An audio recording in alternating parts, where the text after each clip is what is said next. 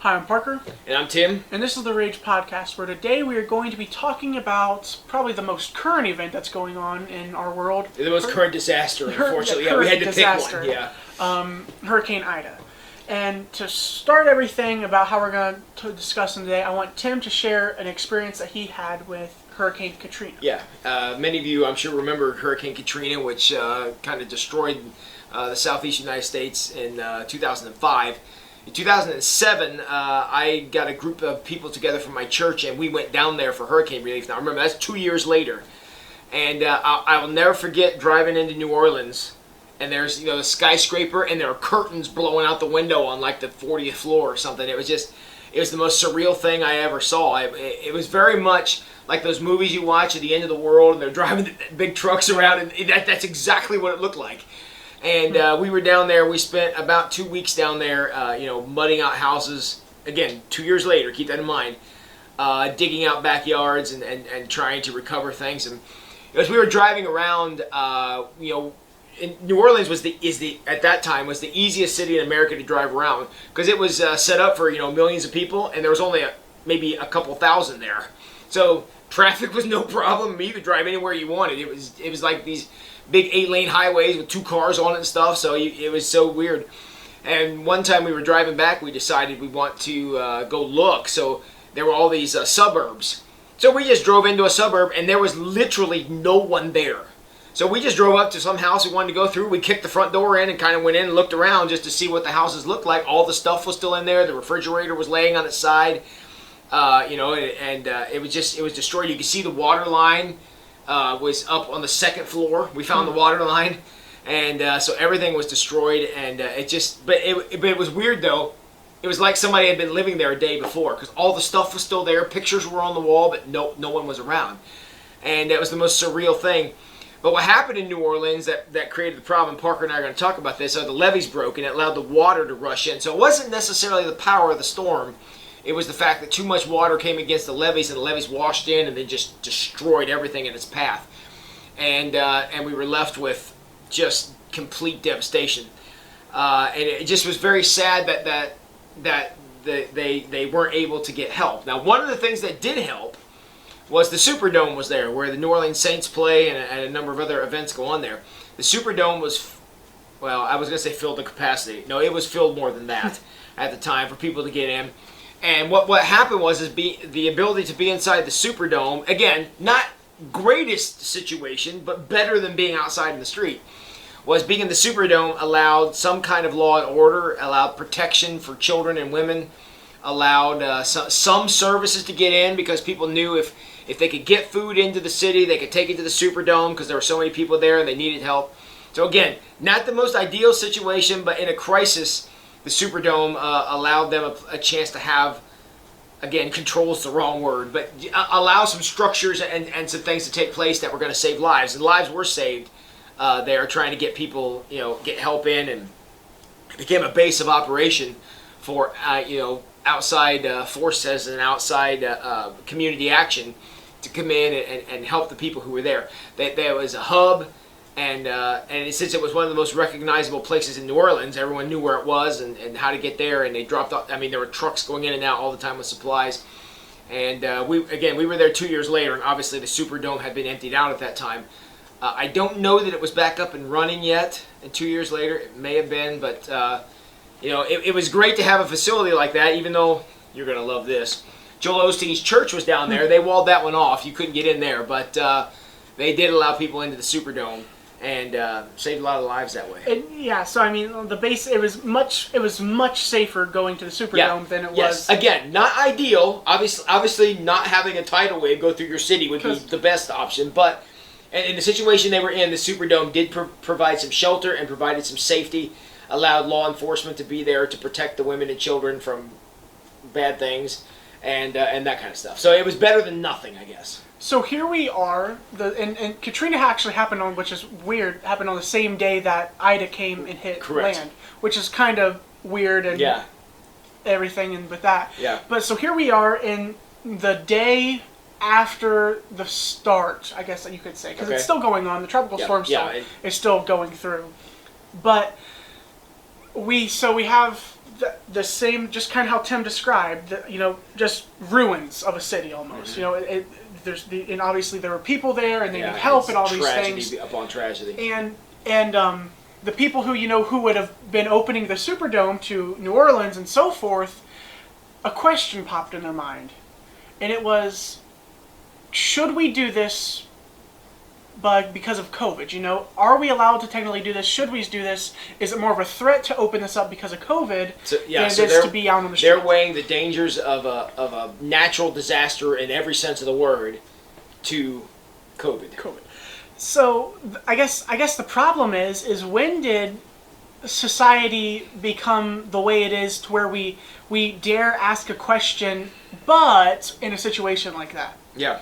So I mean, these people, their homes are ruined. So here's the update, I guess, if you haven't been paying attention to the news. Or even distracted by other disasters. Yeah. All of Louisiana is out of power. So that means 911 isn't, in operation. And I mean, you can't call and get to 911. There's, tons of things. It's horrible. Down trees. There's one dead as of now. There's 150 plus people missing, and I mean that's just in one area. All right. So it's pretty bad. It's pretty bad where they're at right now.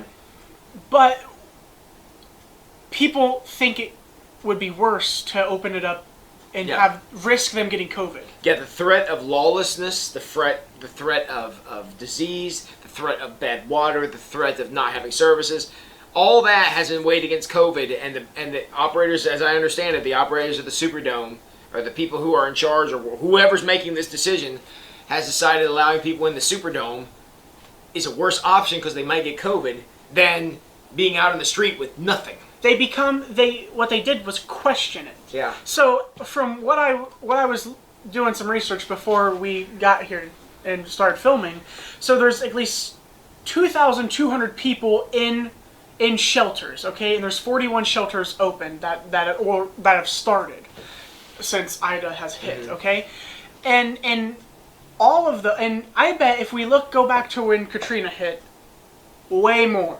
Yeah. Way more.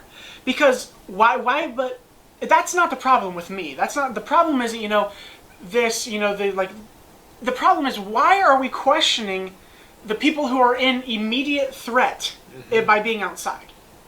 Like we're saying, well, here's this threat, here's that threat. We could solve one threat if we just bring them here. There might be another one that occurs, but that just doesn't make sense to me. Why are we questioning bringing people to safety? Which is what we're doing.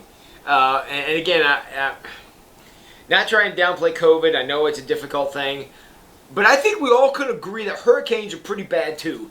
And living in the street after a hurricane when your house is out in the sea now, why we would even question opening the Superdome to give people shelter, or at least have a base of operations that you can control and say, okay, in here, we're going to bring the National Guard into the Superdome and make sure everybody's safe in here. Now, we'd rather have them be out in the street where nobody's looking after them. That is just stupid. That just gets me fired up. Because it doesn't make any sense.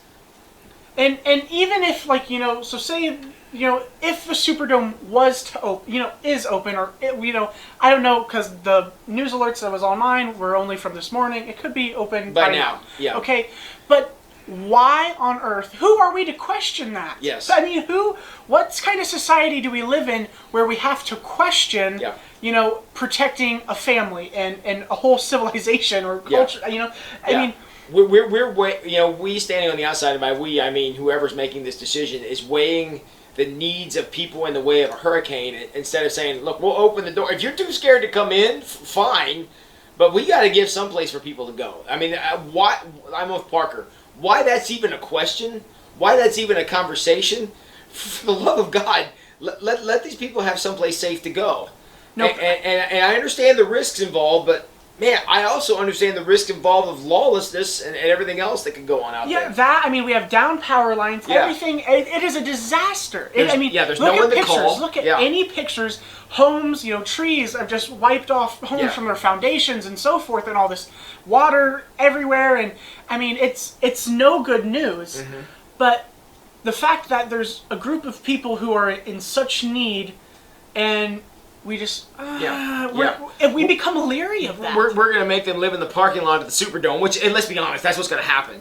Where nobody's watching out for anybody, as opposed to letting them come inside where we could provide protection to women and children. That's unconscionable.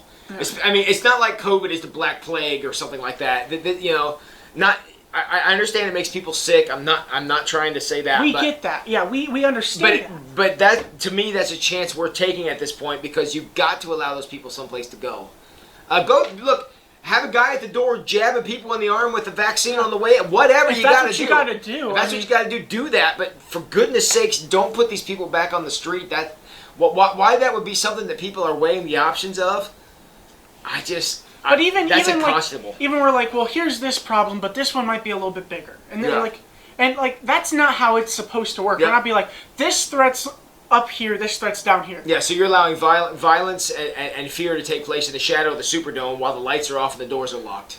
Unconscionable. It's not acceptable. It does. I mean, it makes no sense when you think about it.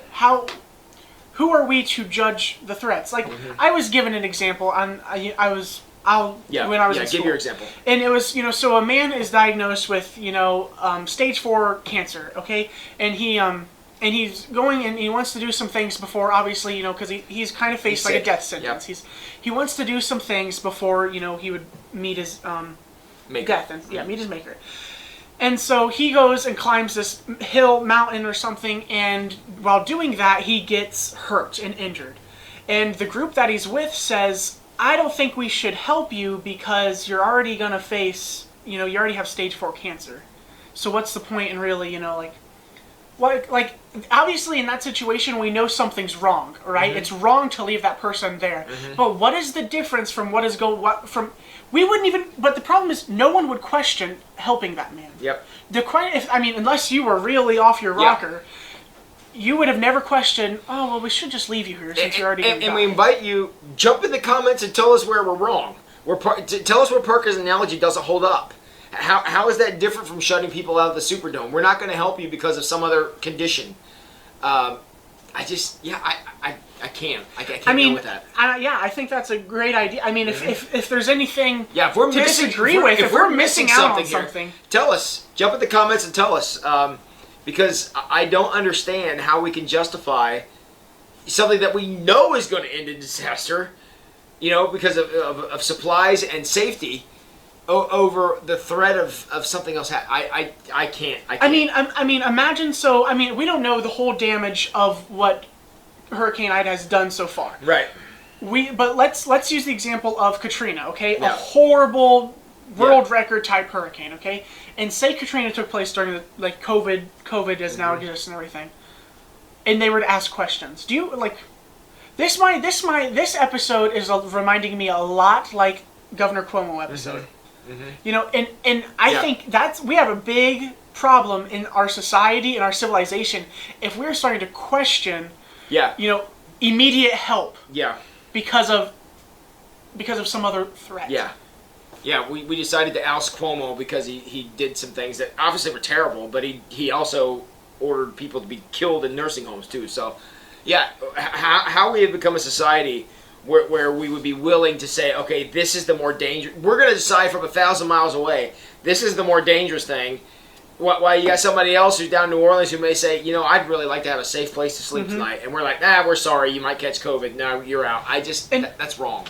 And again, this may not be happening. They may not be saying, well, you could get COVID, you're gone. That may not be happening, but the question was all over the news. People were questioning whether they're going to open it and so forth, and that's where the problem lies. Yes. Do you think, because we're technically, let's bring this back to Christianity, because that's something that we do. Do you think Jesus would have ever questioned doing something like helping anyone? Well, we have stories in the Bible of Jesus touching lepers and inviting leprosy outsiders was out. all around. Leprosy was the ancient world's COVID. So yeah. So and he was just, now again, Son of God, miracle worker, so forth. But it's the fact we're not supposed to question those things. Yeah. It's our basic civic duty to help. The only question we should be asking now is, what can we do that's the most help? And shutting people out of the Superdome at this point is not it. That is not being responsible with our resources, because we're afraid of this mysterious COVID thing. So it's just it's really too bad that we have become a society that we would rather protect people based on political interest than need. And buddy, once you go there, that's a difficult road to justify. It's kind of alarming. Yeah. Like where. Yeah. Who are we as a people? Yeah. To even question. Yeah. It's very alarming. Well, I'm sure it goes without saying that our prayers are going to the people in New Orleans and the people of Haiti and all. I mean, because it's not just New Orleans; it's in trouble. No, all the people who have been affected by Ida. Our prayers go with them. If there's anything anybody can do, please see that it's done, and just make sure any of you who. And I'm not saying that anybody in charge of anything is watching this video, but if for whatever reason you happen to be. Please make all your decisions based on what's going to help the people in the moment now, rather than serve political interests. And he's not talking about just the hurricane. No, I'm not talking about. We're talking about in the world as it is today. Be very what the wise thing to do is to help. To just. Help. Do what's helpful. Do what saves lives. Do what provides people safety, and don't. Do things based on possible political backlash because you didn't, kneel to the right cause. Don't question people's safety. Yeah, obviously, especially in an example like we've used today. Yeah. No matter what the condition of the person on the ground is during your hike, for goodness sake, pick the guy up and help him. Yeah. So and Tim mentioned another good thing. If we're saying something wrong, or you view something, comment in get in the comments. We'll tell us we're wrong, and figure out what's going on. We'd love to learn. Yeah, but at the end of the day, do the best you can for the most people. And right now, in that situation, questioning opening the Superdome is not the right thing to be doing. So, anything more you got to say? I'm good. Our prayers to the people of New Orleans and the people of Haiti and anybody else dealing with the hurricane. Our prayers are that God will deliver you in whatever form that may take for the situation you find yourself in. Have a great day, everybody.